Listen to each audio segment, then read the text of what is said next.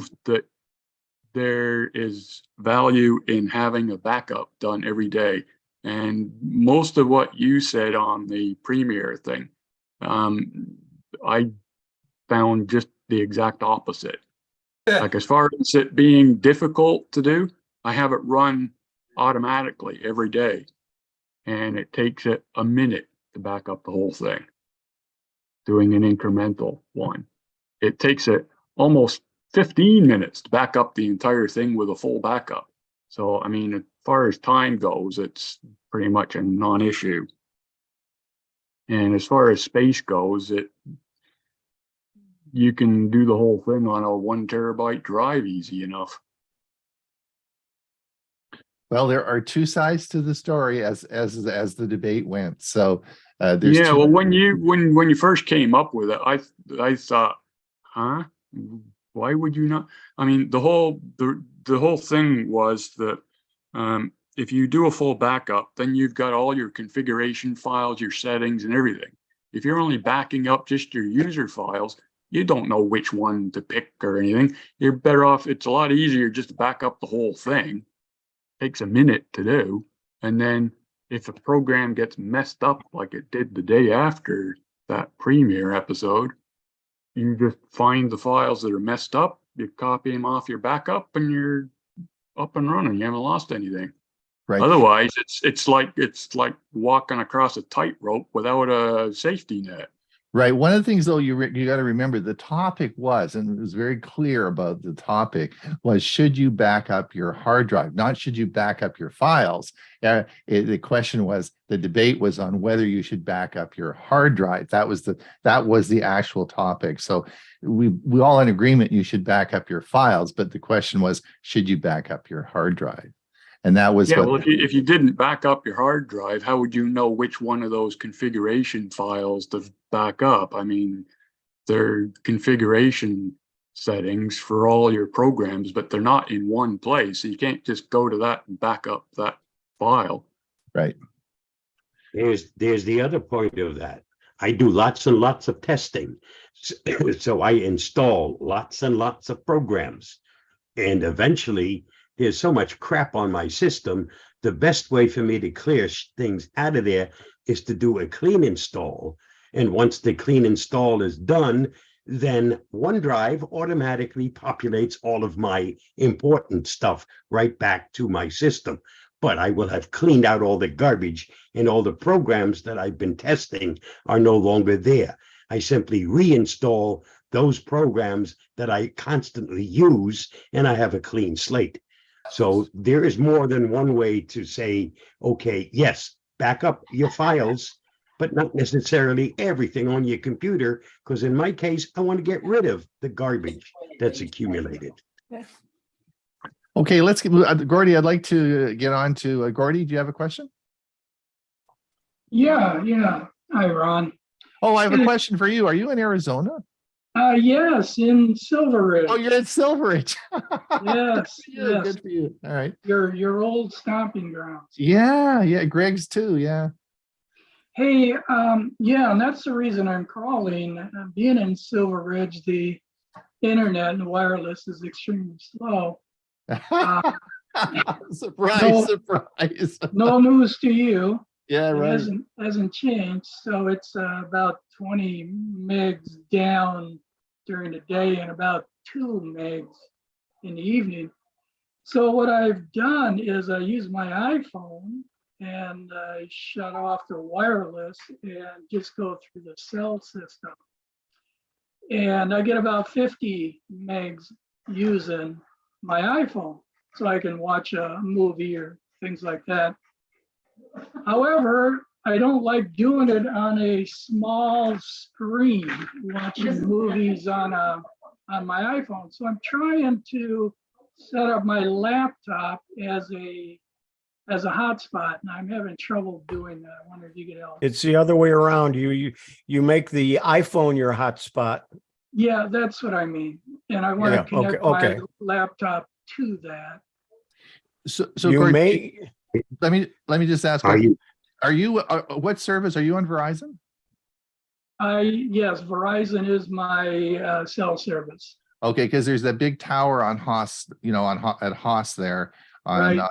and so so you should have great, where you live, I know where you live, and you should have great communication there. Yeah, I get about 15 megs consistently out of there from my unit. If I step outside, then it's more like 70 or 80. Yeah. So on your iPhone, do you have the option in settings to turn the iPhone into a hotspot?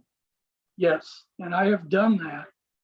And you can't connect then your laptop? Your laptop won't find the Wi-Fi signal?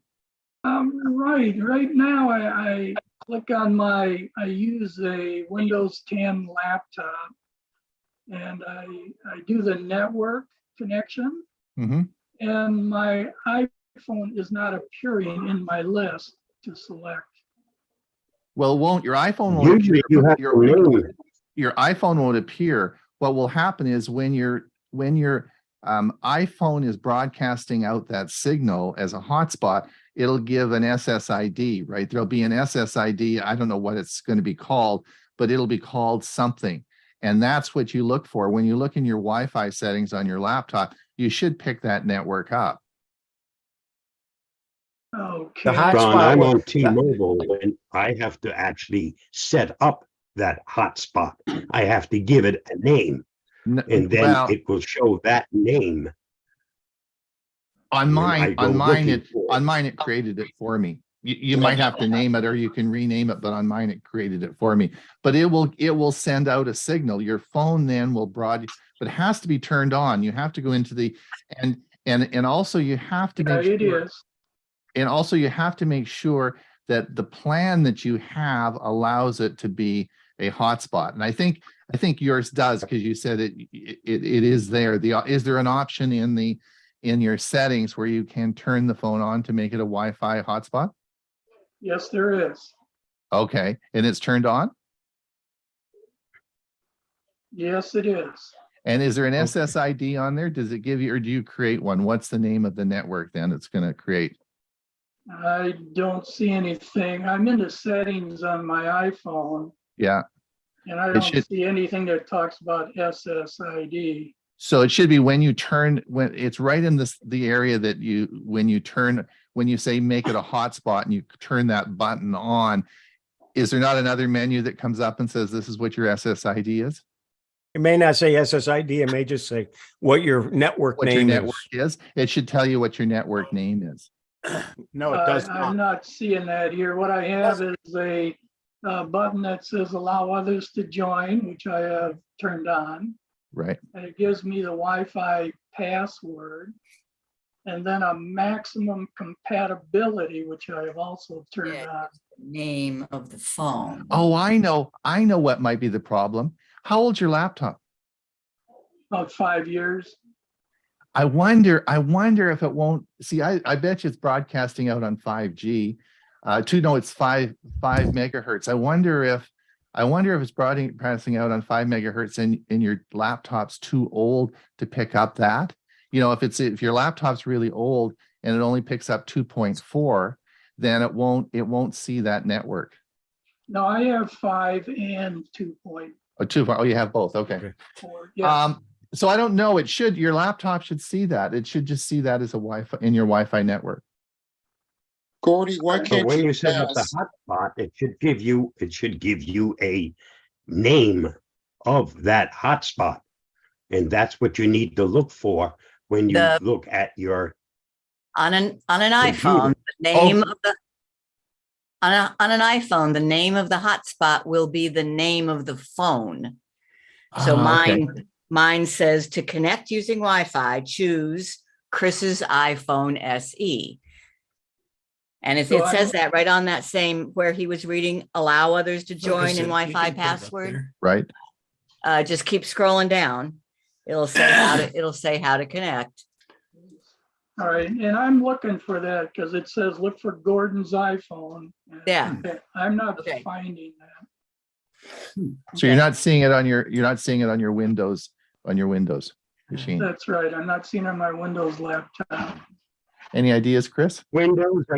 Are you selecting show all available? Because there's a pull down menu to show all available networks.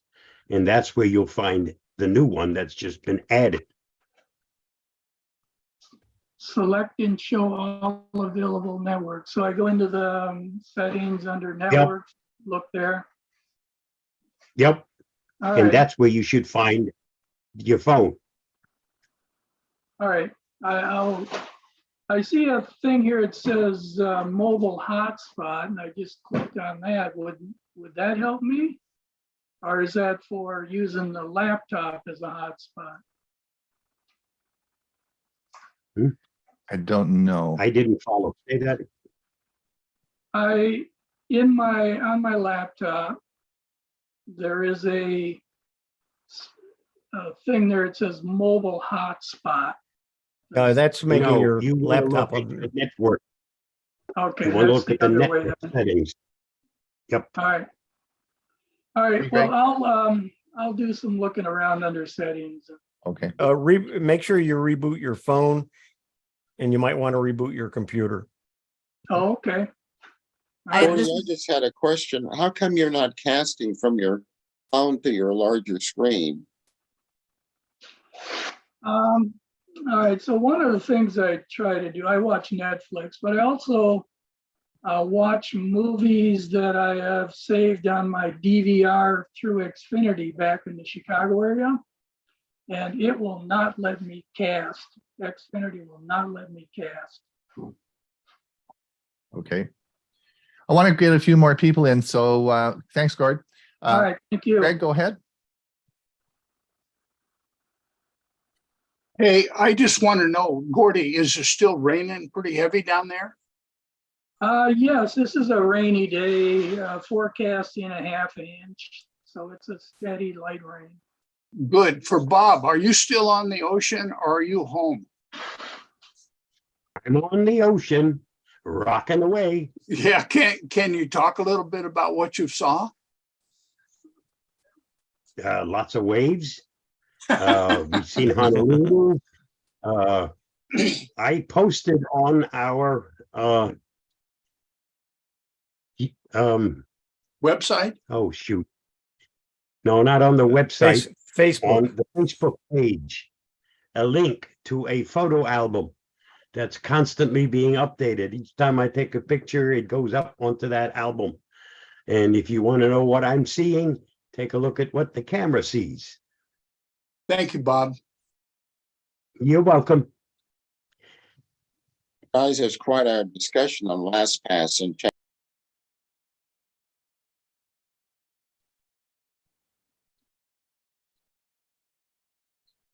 I've been involved with LastPass all weekend, switching over.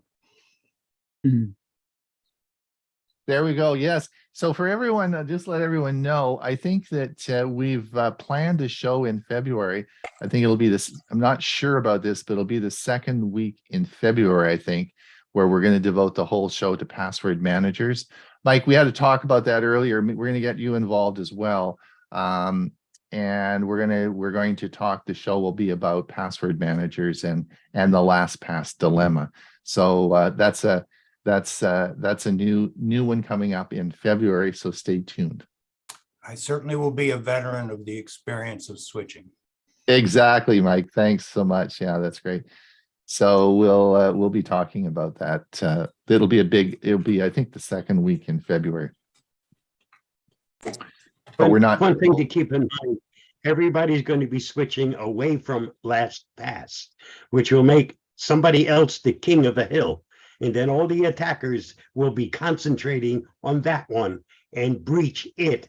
And we'll be in the same dilemma all over again, changing for what we left LastPass for. It's just a matter of popularity. There's no such thing as 100% secure in anything. Right. And you're going to go through that whole process and maybe still be compromised somehow. And we've Correct. found that, the people who are the safest are the ones that are the latest compromise, because they're making sure that everything's working now, and they're more secure than certainly they were before. And probably more secure than other places. Who knows? Dave Smolinski. Yes, good morning. I think the problem with LastPass is they left so many fields unencrypted. Like the username, the web addresses they went to. I mean, the passwords are safe, but we're just wondering how can they make such a fundamental mistake of leaving those fields unencrypted? That's my 2 They're cents. the only ones? No, yes. 8-bit Morgan doesn't. The other ones don't.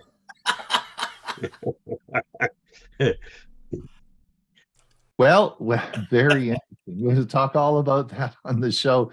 It's it's a hot topic. I was listening to Leo Laporte this morning, and it's interesting. Dave Gibson had talked on security. He's the big security guru, and he said one of the other interesting things about LastPass, if you were really a very early adopter of LastPass, you were one of the original users of LastPass, and I guess I could say I am, and you've had that all those years, that the codes, the length of the encryption code was so short at that time that it's virtually, you have no protection now because there really is no encryption. Now it's 256 or whatever, how many thousands of whatever the amount is that they encrypt, but not in the original ones. And if you have the original LastPass account, then you probably don't have much security. And he was talking about that, and I thought that was interesting.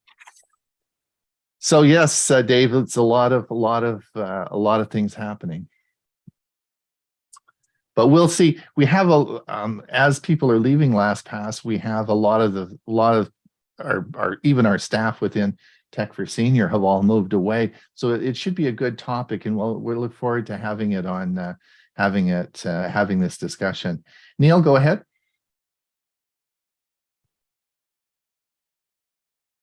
Okay. I just want to say I got my PayPal account hacked somewhere, and I found out I had bought some Bitcoin without ever knowing it. Oh, really? But you don't have the password to get into the Bitcoin, though. Well, I managed to block that, but I also deleted my PayPal account. Yeah. But I thought, man, I'm going to be rich. I know. If you had one Bitcoin, you'd be wealthy, right? Or broke. Yeah. For sure. But I'm just thinking, what is safe? I thought PayPal would be safe. The good news was they caught that. But yeah. So, all right, we've got 3 minutes before we start.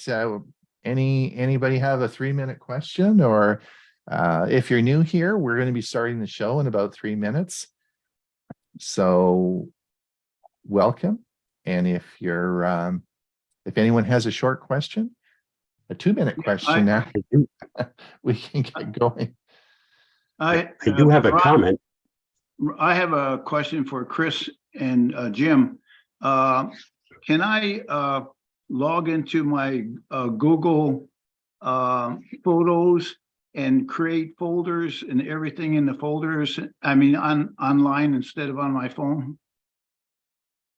You can. Yes, you can use the computer to do whatever you can do on your phone. No, there's such thing as folders. I hope you're talking about albums. Albums. Well, I don't know. I don't know the distinction. Maybe there is no distinction. Just go ahead. Folders are storage locations. I mean, your photos are actually stored in different folders if you're using your hard drive on your computer to store them. If you use Google Photos, they're just one giant stream by date, but you can designate certain ones to show up in special albums, but there is no such thing as folders. Well, when I distinction, Greg, yeah, so we have to.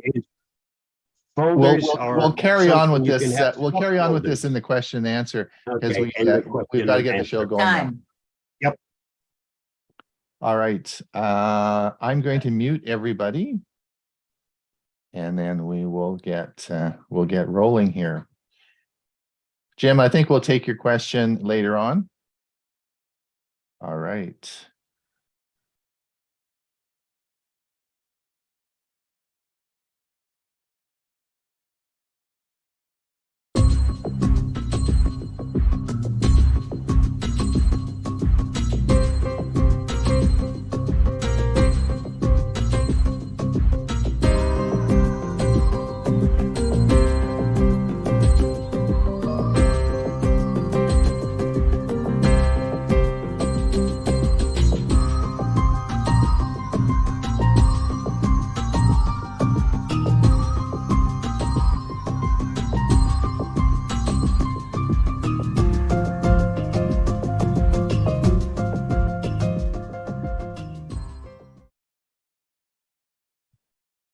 Good morning or good afternoon or wherever you are. Welcome to Tech for Senior. I'm Ron Brown and I'll be your host today. We have a great show for you. If you are watching this in our Zoom meeting, thank you for coming and we appreciate your support. If you're on our Zoom feed, thank you for watching. And if you're on a YouTube short, just click the link and it will take you right to the show. Today, we'll be with you for about an hour, and we have a big show for you today. We're going to start with, of course, our security news update. We'll then be going on, and Bill James is going to do part 2 on seniors and home automation. Hewie's going to tell us about some streaming perks to save you money. I'm going to talk about my new TV. Ray's going to, of course, do his music outro, and then we will have a question and answer period. We have a special for you today on the Premier service. You won't want to miss this. I'm going to, of course, talk to you about podcasts, talk about Google Podcasts. Many of you don't know what podcasts are, or you wonder how to use them. And I'm going to talk about Google Podcasts. And then you will have to watch Bob is going to talk about Windows 11 taskbar with a Hawaiian twist. So I want you to be sure and watch the Hawaiian twist in that. So, and then I'm going to talk about looking better in Zoom. As you all look around the room today and see everyone on their Zoom meeting, some people are out of focus, some, you know, the lighting could be a bit better. So what I'm going to do is tell you how to look better in Zoom. You don't have to buy anything. It's just in lighting, positioning of your cameras, and so on and so forth. And that will all be on our Premier event that will be at 1/2 the hour. Now, I'll be putting the link for that in the chat. But those of you who, of course, have our Saturday newsletter and watched our Saturday news or subscribed to our Saturday newsletter will have already got today's agenda and the link for the show. And if you were watching if you did read the Saturday newsletter, you'll see that the YouTube channel that I chose to highlight this week was a very interesting one. The channel is called is name of Terry Ward. You froze, Ron. You're breaking up. We didn't hear what the name of the channel was. The channel's name was E. Sisman. You'll have to do it again. You're still breaking up. Really? The E. Sisman, and it would be in our Saturday newsletter. And it is about super yachts. And Terry Ward is from Manchester, England, and he writes. He is an officer, and he does work around the world on super yachts. And he started a channel on where super yachts are and life on a super yacht. And then and then of course the war in Ukraine hit. And of course, all the Russian oligarchs and all the super yachts are trying to flee around the world. But his channel is so big, he's got, I think, over 300,000 viewers now, that every port these lots go to, of course, people photograph them and send them to him. So he reports on them every day. So he usually has a news item out every day. So it's a really interesting channel to see the movement of super yachts around. So if you are interested in Navy and sort of boats and super yachts, that's an interesting channel to follow. Each week, I put a new channel in our newsletter, so that would be so you'll have some interest in there. All right, that is what we have. So we have a really big show for you today. I'm going to. This is, of course, our fundraising month, and I just for those of you who weren't here last week, I just wanted to play a short video for you, and we will. It's Ron Brown with Tech for Senior. You know, we're starting our 4th year. Wow. It seems like just yesterday, Hewie and I decided to start Tech for Senior for 3 or 4 months. Where have the 4 years gone? With many of the hardworking people that work at Tech for Senior, all on a voluntary basis, we have produced over the past few years 800 videos on our YouTube channel. We also produce 104 live shows a year with a twice weekly newsletter. All this is free without advertising or any sort of charges. We have 16 to 22,000 people a month view our online data, which includes our website and YouTube channel. All this for a budget of only $1,500 a year. These are all just licensing fees because no one gets paid for this. It's all volunteer work. So how do we pay the bills? Well, we have a very generous group of people who have contributed the past 3 years in our coffee fund. This is probably the easiest way for us to raise the $1,500. And with your generosity, it happens usually within 3 weeks. Then we don't have to talk about this anymore. So we'd appreciate this year that if everyone can just reach in their wallet and make a donation, then we don't have to discuss this anymore after about 3 weeks. You can make the payment using our coffee website. This is a secure transaction that occurs through PayPal. You can do this as a bank transfer or a credit card payment. You'll find the link to this in all our videos, website, and newsletter. So it's well advertised and you won't have trouble finding the link, and it's very easy to make a payment. Thank you again for your donation, and we will work hard this year providing you with great content and excellent videos. We look forward for a great 4th season at Tech for Senior. Well, we are a third of the way there. I want to thank the following people that donated up until last Saturday: Joel Sandberg, Dwight Johnson, Bill James, Neil Boombart, Carl Colenda, Diane Bender, Rolando Thornburg, Sally Ann Mowry, Jim Tallman, Hobo Jack, Dick Vogel, Tim Euler, Jerry, I'm sorry I don't know your last name, and Elaine Larson. And that was just up to last Saturday. We're getting a fair number of donations coming in now. So that's about what I expected. Hopefully today, I'll put the link actually right in the chat right now. And if you want to just click that link, you can certainly make a donation. All right, let's see. We've got a couple of minutes. I'm going to, before we start, and we have to start because we have a really big program today. Hewie, welcome. Are you back on the wagon, or what's with the alcohol in the back there? No, I'm just celebrating the cruise that Bob's on. Okay, all right. Bob, any you've already talked to us. Keep going. Where will you be next Monday? I'm letting Hewie do the drinking because I don't. Okay. Okay. And Ray, welcome. Good morning.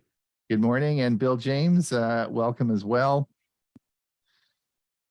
We'll be talking. Good morning. You'll be talking shortly. All right. I'm going to get going now, and I'm going to play the security news update by Bob. Mike's here too. Oh, Mike. Yeah, right. Where the heck? I guess that's because I don't see Mike at the top. Welcome, Mike, wherever you are. All right. Let's get going here, and I'm going to play Bob's security news update.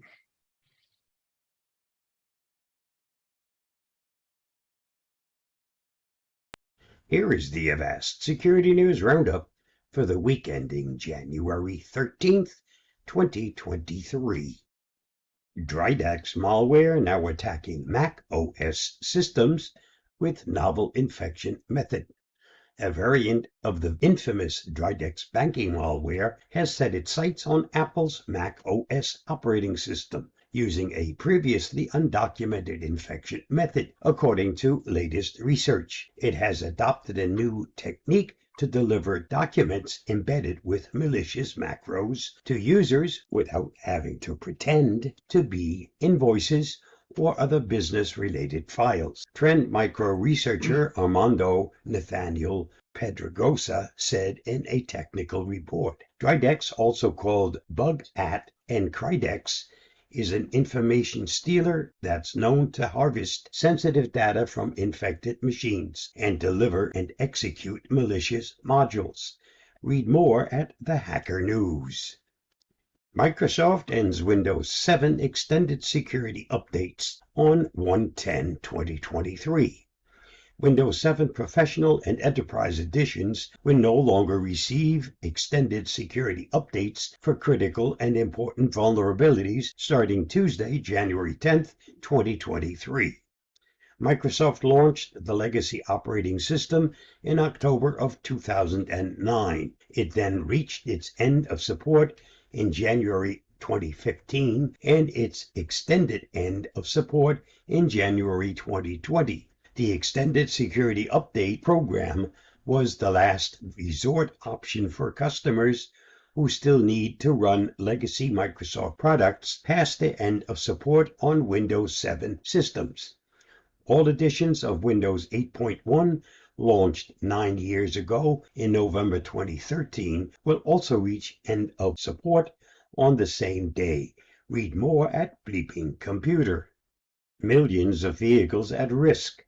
API vulnerabilities uncovered in 16 major car brands. Multiple bugs affecting millions of vehicles from 16 different manufacturers could be abused to unlock, start, and track cars, plus impact the privacy of car owners.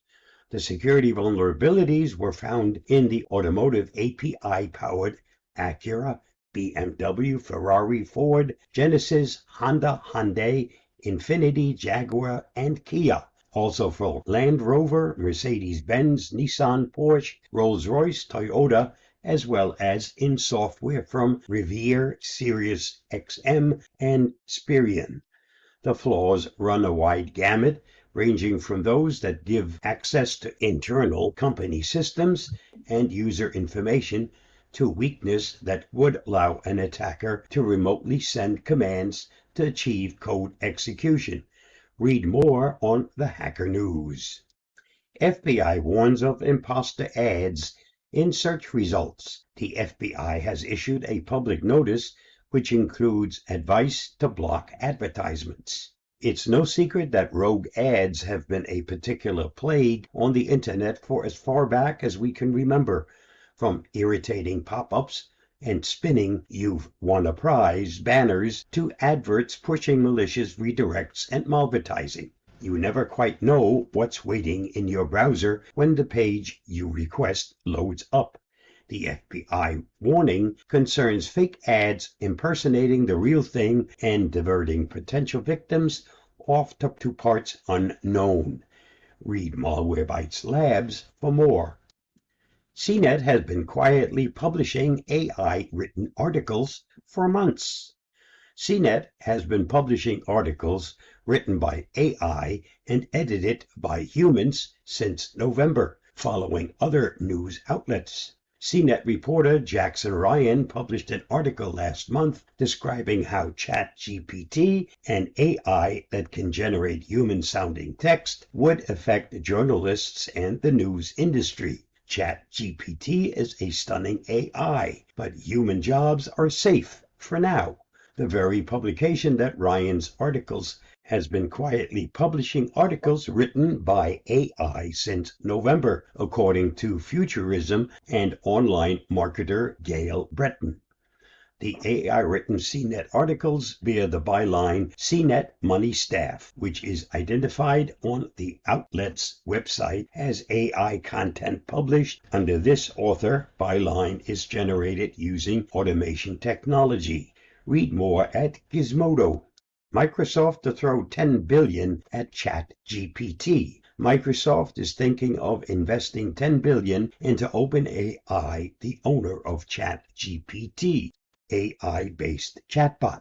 The move would boost the value of the San Francisco-based firm to $29 billion. OpenAI, founded by Tesla Inc., CEO Elon Musk, and investors Sam Altman, made the ChatGPT chatbot available for free public testing on November 30th. A chatbot is a software application designed to mimic human-like conversation based on user prompts. The Semaphore report said the funding terms included Microsoft getting 75% of OpenAI's profit until it recoups its initial investment once OpenAI figures out how to make money on ChatGPT and other products like image creation tool DAL-E. Read more at Cyber News.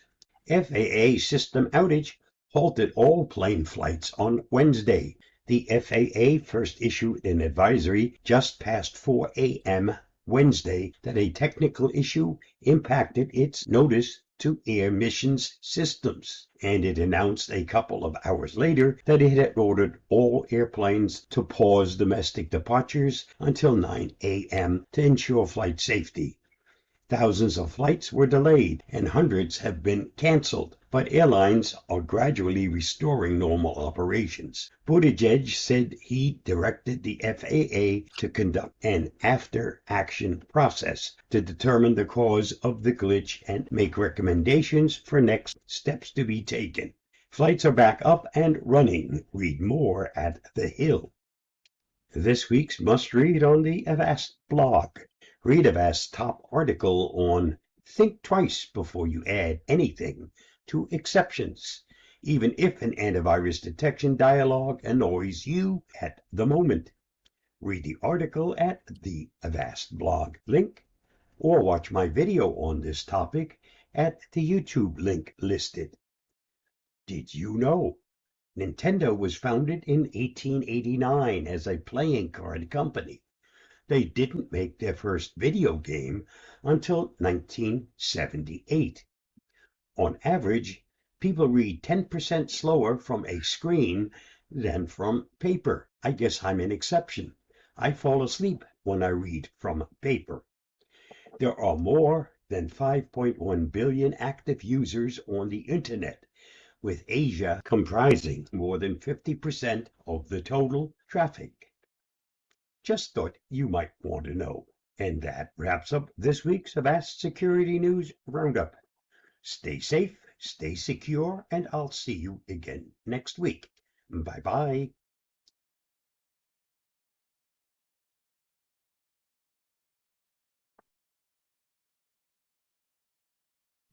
Thanks, Bob. Hopefully we will see you next week, depending on the seas. I hope so too. All right, Bill, are you ready to roll? I am. You have the floor, as we say in showbiz.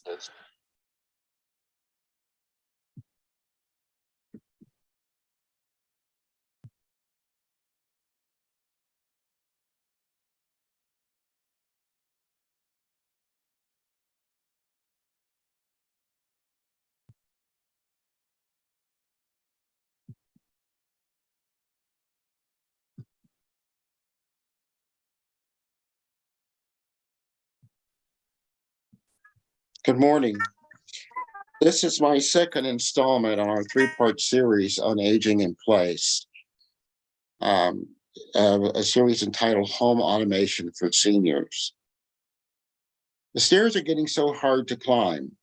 Since my wife died, I just opened a can of soup for dinner. I've lived here for 40 years.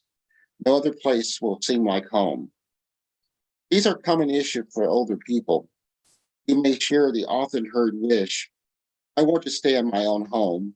The good news is that the right help, you might be able to do just that. Staying in your home as you get older is called aging in place.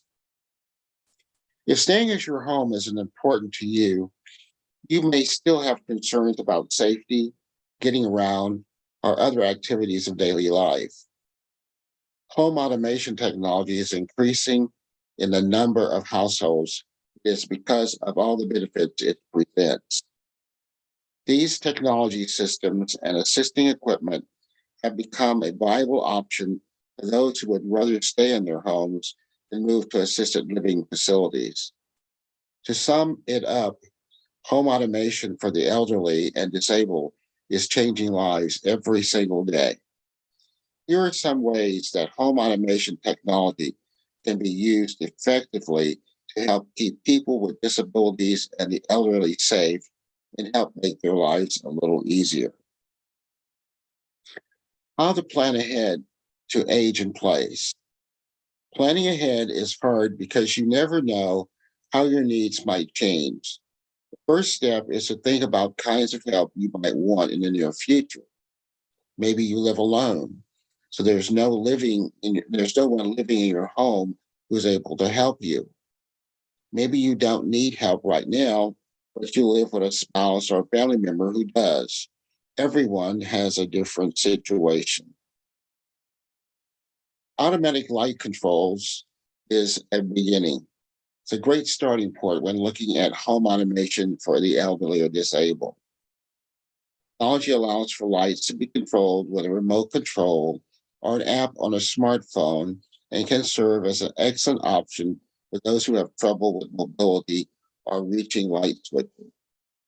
Another useful home automation lighting feature includes motion sensor lights with the ability to turn on and off depending on if a person is entering or leaving a room. Automated doors and locks. Getting to the front door promptly can be difficult for many seniors and mobility disabled individuals. Many automated locks now have the technology available to read fingerprints. Family and friends who plan to visit can save their fingerprints into the system and then just use the fingerprint memory to let themselves into the home instead of the homeowner having to struggle to come to the door.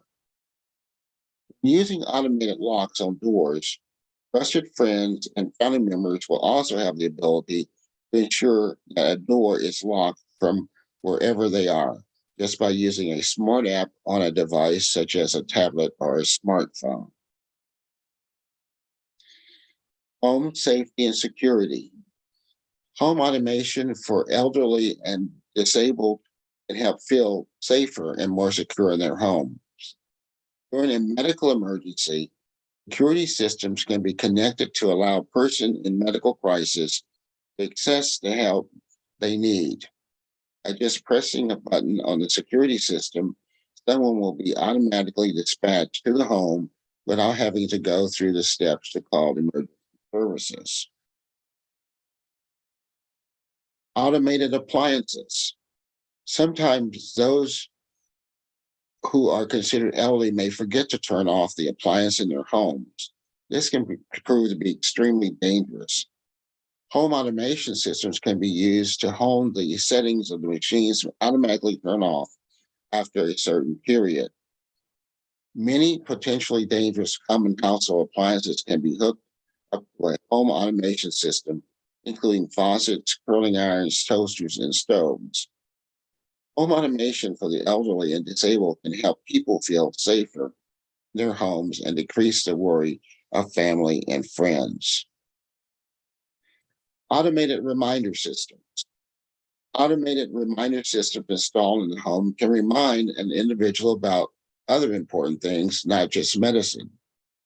These systems can be used to remind an elderly or disabled person about important events or appointments they are set to attend. They also can be used to remind them of tasks they need to be completed. This is an excellent feature of home automation for elderly and disabled, as it will allow them to have their own individual freedom and independence while helping to assure that they were able to be reminded of the goals they set. Medicine dispensing devices. Home automation can be used for medication dispensing devices. These devices can be set to dispense medication at the correct time. This can prove to be a very beneficial feature of home automation for the elderly and is able to ensure they get the proper dosage of their medication, will not be taking too much or too little. In summary, imagine being able to live in a home set to your daily schedule and routine, such as lights turning off and on automatically. Family members being able to let themselves in your home and never have to worry about whether or not you left the stove on. Home setup with automated technology can make all of this possible. Home automation technology is continuously increasing and improving, making it easier for elderly and disabled to live more comfortable lives in their homes by meeting their unique needs. The devices can range from simple features to more complex designs, but they all aid in helping users have safer and more independent lives. Smart home technology, programmable lighting, motion detectors, and video surveillance have been around for decades, but the rise of wireless capabilities and a focus on renewable energy and green light living has brought these technologies into the mainstream. Some home automation products are particularly suited for seniors. Mobile devices, including smartphones and tablets, continue on a path to overtake desktop PCs as the primary way people access the internet. This mobile adoption is true among the seniors as well, as they understand the value of devices that can deliver email, news, weather, as well as other apps that track blood pressure, deliver medication reminders, and provide GPS location services. Wearables, you probably remember the I've fallen, I can't get up commercials from a few years back. That was a massive era of personal emergency response, or PERS products. Unfortunately, many seniors refuse to wear these pendants, which were not waterproof and is designed strictly for house-centric lifestyle. Newer mobile PERS or MPERS technology is improving on the old model and includes a variety of wearable products. Wearable technologies are advancing constantly, and healthcare gadgets targeted at seniors can monitor and treat heart-related conditions, arthritis, diabetes, depression, COPD, and asthma, as well as providing fitness and sleep. GPS technology can pinpoint a person's location with great accuracy. Many products and services can make staying in your home easier, even when you start to require help with daily living activities. In our next and final installment, how smart technology can help you age in place, we'll discuss another options that can help.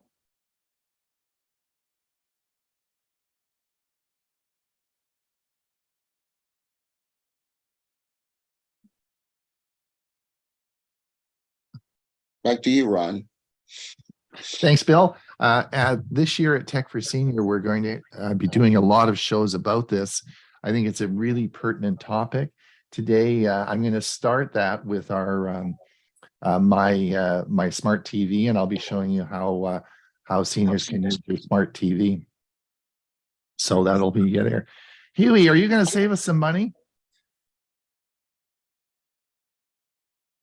As soon as I unmute myself. Are you going to tell us are you going to save us some money today? Yes, I absolutely am. And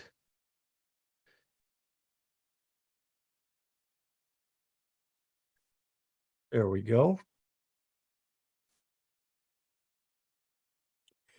Streaming perks with a mobile plan. I'm Hewie Poplock. Did you know that most of the mobile phone companies have what they call either perks or a bonus or an add-on, but they have specials that involve streaming TV. I discovered it when I saw this ad on my Facebook for an ad of Philo through my T-Mobile plan. Verizon has some perks, as does AT&T, although AT&T's really isn't a lot. They just give you 3 months of premium channels for free, and then you pay the regular price. Now, I've been using DirecTV.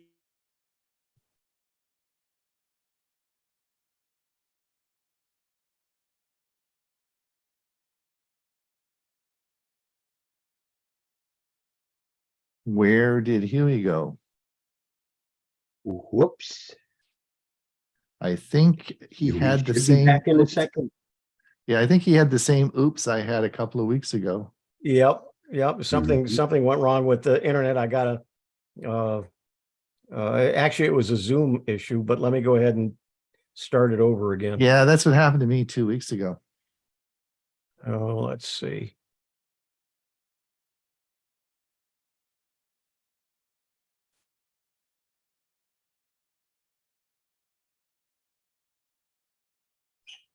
I'm glad we never have technical problems.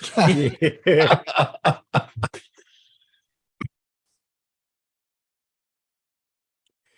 Streaming perks with a mobile plan. I'm Hewie Poplock. Did you know that most of the mobile phone companies have what they call either perks or a bonus or an add-on, but they have specials that involve streaming TV? I discovered it when I saw this ad on my Facebook for an ad of Philo through my T-Mobile plan. Verizon has some perks, as does AT&T, although AT&T's really isn't a lot. They just give you 3 months of premium channels for free, and then you pay the regular price. Now, I've been using DirecTV Stream from AT&T for the last 6 or 8 months because they carried a program and a channel that I wanted, and that was On Patrol Live on Reels, which is a channel on some services. Well, that's the problem. They're only on a few services, and one of them was DirecTV Stream. I went to suppose.tv and saw that the Reels channel is now on a couple of the services that are available. Now, one of the things I also want to have is the local TV channels. So I just put in one of them, and when I did that, now I could see that Philo did not carry the local channels, and that's why I had chosen DirecTV Stream originally, because I was able to get the local TV channels and Reels. You will also see, in order to get Reels and subscribe to YouTube TV, I had to have a combination of YouTube TV and Philo, and that's what I've decided I'm going to do. I am in the process of making that change, as you will see in this presentation. The special that was included in the ad on Facebook was that it was $15 a month for Philo instead of the $25. Clicked on the ad and it took me to where I could sign up for it. And I tried to sign up for it. It didn't work. So when I did that, I called the T-Mobile support and got a very knowledgeable young lady in Tampa that told me that it should be working, and she tried to make it work and it didn't. And then she checked with engineers and they said they were updating the software. It should be ready in 24 or 48 hours and to try it then. And then we got to discussing why I was changing or why I wanted to try Philo. We talked about Reels, and she mentioned the fact that, did you know that there were other specials that T-Mobile had available? And I said, no, I didn't realize that. So she told me all about it. But let's finish up. I went ahead and a couple of days later signed up for Philo. And as you see, I got my account. It gave me the information. I had to go and fill it in. And it was going to cost me $18 because The section that carries reels is a $3 extra. And so this is what Philo looks like. And then in order to make it work on my TV, I had to sign in and link the usual things that you have to do when you add a service to your TV.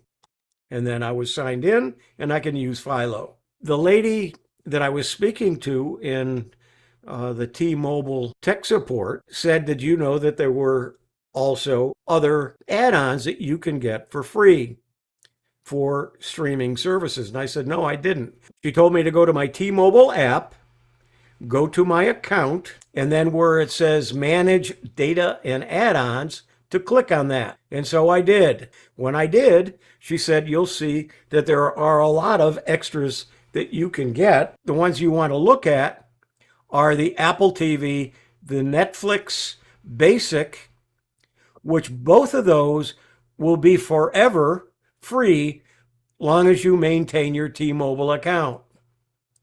And then you can get the Paramount Plus for $4.99 a month for a year. And at the end of the year, it goes up to its regular price, which I think is around $8 or $9. But I can also cancel it at the end of the year. And as you can see, I did subscribe to each of those. There are some other perks or add-ons. I can get additional storage for my Google One account, which I already have 100 gigabytes, and that's all I need. And so I'm not using this for that. But also there were other services, one of them being Apple TV Plus, and it's free forever, long as I maintain my mobile account.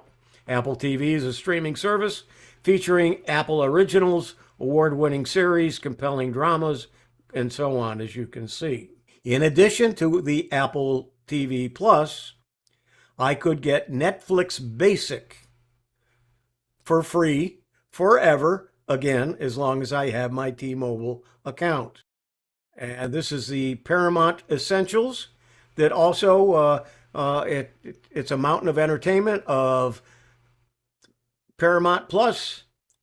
You can catch can't miss originals, live sports, big movies, and so on from Paramount Plus. And the Netflix Basic is watch your favorite original content, movies and shows on one screen at a time with Netflix Basic. Plus you can download videos on a phone or a tablet. It's Netflix on us, according to T-Mobile. And so I signed up for that as well.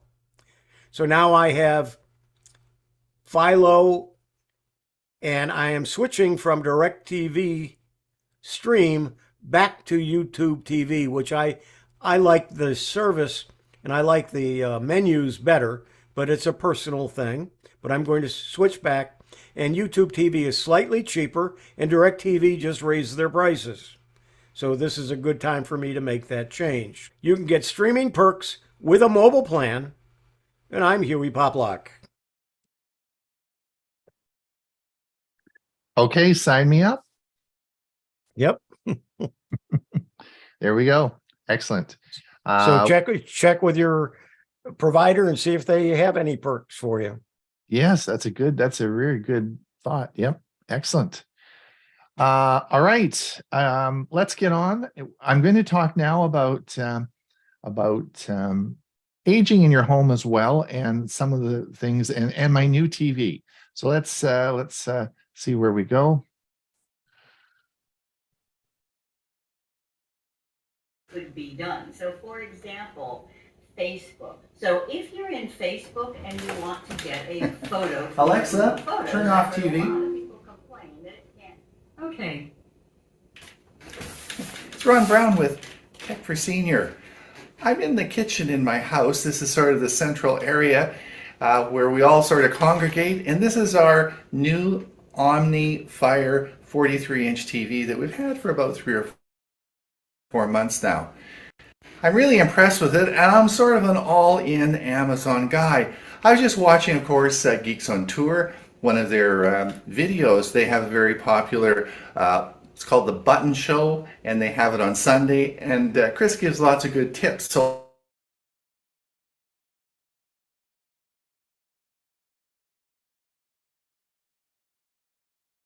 Looks like Ron's having the same problem I'm having. Well, I'm glad it's not only, I'm glad it's not only me. All right, let's try that again. Let's try that again. Let's have a look again.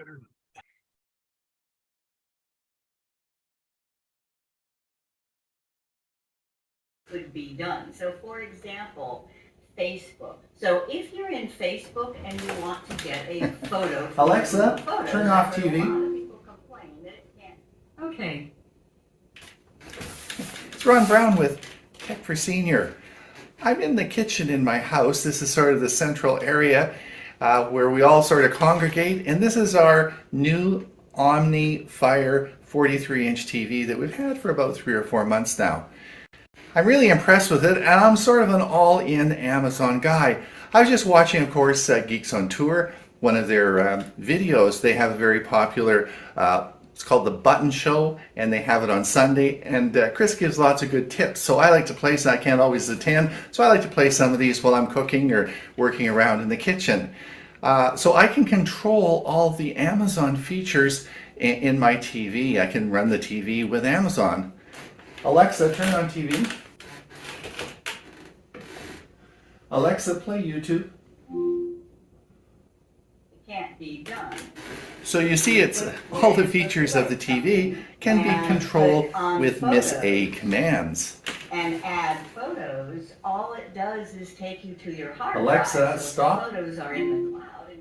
So all the features of your Amazon voice commands that you use all the time with your Echo devices are all available on this TV because Amazon's ecosystem has been incorporated into the television. So you have a fully functioning TV. We're going to do lots of exciting things. We're going to show you how when you ring the doorbell, your Amazon doorbell, it will just automatically come up on the TV. You can do a picture-in-picture. You can zoom with the TV. All sorts of really fun things that you can do that I'm going to show you in this video. Now you're probably wondering, what the heck is an Omni TV? Well, you all know that Amazon has had Fire TVs for many years. In September of 2021, Amazon brought out the new Omni series, which had a number of features, particularly the integration into Miss A that made these TVs unique.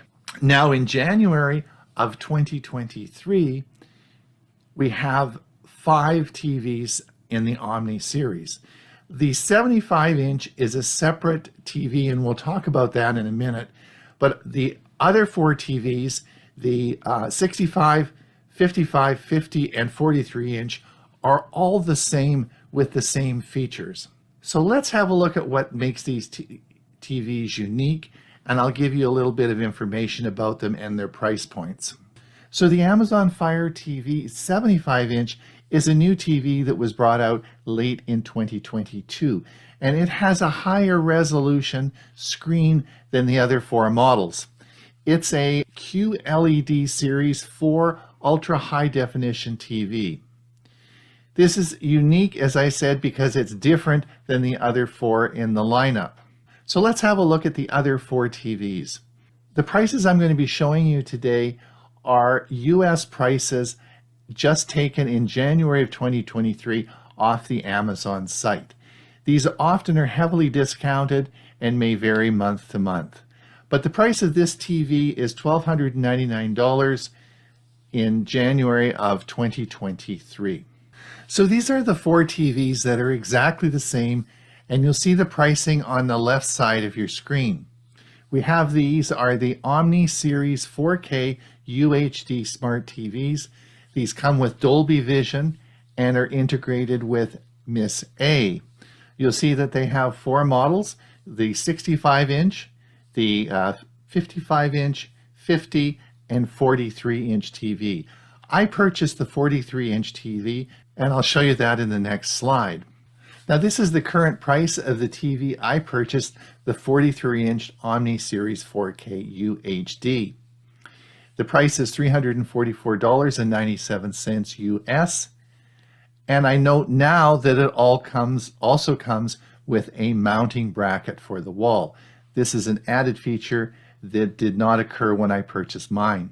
These TVs are also heavily discounted throughout the year, and you may find a lot lower price on this if you watch for sales. Now, the features on these TVs are all the same, except, as I said, for the 75-inch TV, which is a separate category. These all have 4K Ultra HD screens, which have 1080p and full HD. They come with full HDR and also, as I mentioned, hands-free integration with Miss A. They also come with Dolby Digital Audio Plus, which likely will be integrated this year into other Amazon devices. Now, should you consider purchasing this TV? Is this TV right for you? Now, the reviews on this 43-inch Amazon TV really said the same thing, that the picture quality is average. You'll find that there are a lot better TVs for the same price, and you'll find them a lot worse. So the TV itself is average. So why should you look at purchasing this TV, and what are the unique features of it? And that clearly is the integration into Miss A. I have a lot of TVs in my house and was looking for a TV specifically that would integrate into Miss A because I have all those devices, including my Ring doorbell. I wanted a TV that would seamlessly, when someone pushed the doorbell, I could see it on my TV. And this is not possible to do on other TVs with the Ring doorbell. So this provided an easy method for me to have access into the Amazon ecosystem through my TV. I've had my TV now for about 6 months, and I like all the features about it. I wish the screen was a little bit brighter. I like the sound. I haven't needed a sound bar. And also the Fire OS that's running the TV is snappy, crisp, and it moves from channel to channel to channel or different services quickly. So I like that. If you also are looking for a TV that integrates into Zoom, this comes with a microphone that has a switch on the TV so you can turn this off for privacy. It allows you easy access into a Zoom meeting. There is a Zoom app, which I'm going to show you, that comes that you can download onto your TV, and it works very well for Zoom meetings. So if you are looking at not having to have a PC or a phone, you can simply do a Zoom meeting with your Amazon Fire TV. The only thing you would have to purchase would be a webcam. The webcam seamlessly integrates into the TV as it just plugs into the USB port. So if you have any of these reasons for the purchase of this TV, I certainly think it is a good one to do. Also, since for $350, you can easily find this at a lower price, so it makes it a great deal. All right, I'm just sitting watching the football game here. Let's see who comes to the front door.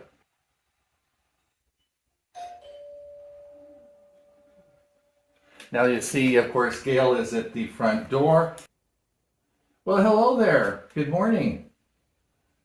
Can you hear me? I can hear you. Yes, you hear me loud and clear? Smile for the camera. There you go. Okay, thanks for being a good sport and putting on your warm coat. So the Fire TV comes Zoom enabled, so to speak. It has a microphone. You will need to purchase a USB camera. If you have a camera, any sort of webcam sitting around, you'll see at the top here, you'll see my Logitech 920 that I just connected. It's a very simple, you just plug it into a USB port at the back of the TV. It all connects seamlessly. You don't have to do anything. You do have to download the Zoom app onto the TV. That's very simple. I'm not going to go through that, but I will show you how to set it up. So all you do is download the Zoom app onto the TV, then you sign into your Zoom account. There's a little bit of a pairing that goes on, and you're good to go. So as you see now, I'm sitting here watching the football game. Let's do a Zoom call. Alexa, play Zoom. Now this is We're now at the Zoom login. I've set it up so you need a PIN code to enter into Zoom. I'm just going to put my PIN code in, and then we'll set up a meeting. All right, this is at our Zoom meeting menu, and you'll see that we have you can start a meeting, happy hour at the Browns if we want to start that, or we can start a new meeting, schedule a new meeting, we can join a meeting, or we can share our contents. In other words, you could share this screen with other people. So this is once we've started the meeting, you'll see that we have at the bottom, we have pretty much the same. We have the mute function, the video function, we have the share content, view, reactions. We hit more, and we can come up with the same menus. The beauty of this is that it's all run on your television. You don't need a computer, a cell phone, or anything like that. It's all run through your Omni TV. So I'd like to show you how to set up your Ring doorbell with your Fire TV. Now I'm going to draw your attention to an excellent video by Daniel Westow, and I'm going to put the link down below, and I would suggest you watch that video for step-by-step integration and how to set it up.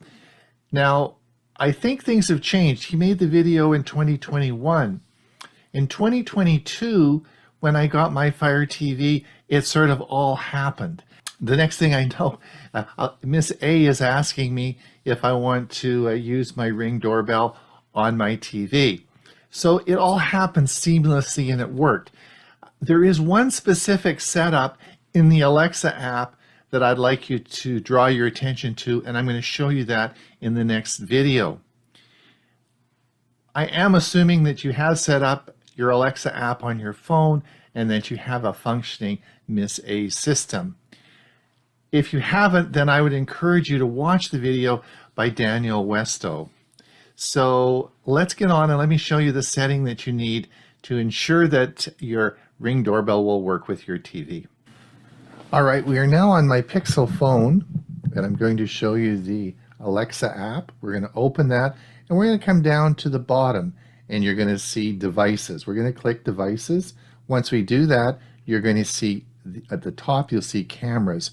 We're going to click cameras, and now you're going to see the menu, and we're going to go to front door, ring.com. It's middle one.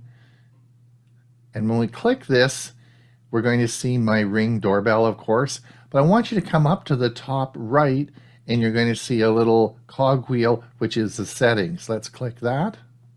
And now you're going to see down, you'll see doorbell press announcements. You want to make sure that's toggled on. This is what integrates the Ring doorbell into your TV, and you'll see the announcement as I showed you in the video. I've left the motion announcements off as I find these annoying, and I often get frequent motion detection on my doorbell, so I don't want to see that, so that stays off. That is the important thing in your Ring doorbell app.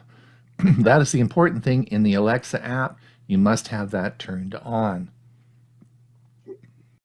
Well, it's Ron Brown with Tech for Senior. If you enjoyed this video, please remember to like and subscribe. If you are in the Amazon environment, you certainly may want to consider an Omni TV. Till we see you again, have a great day.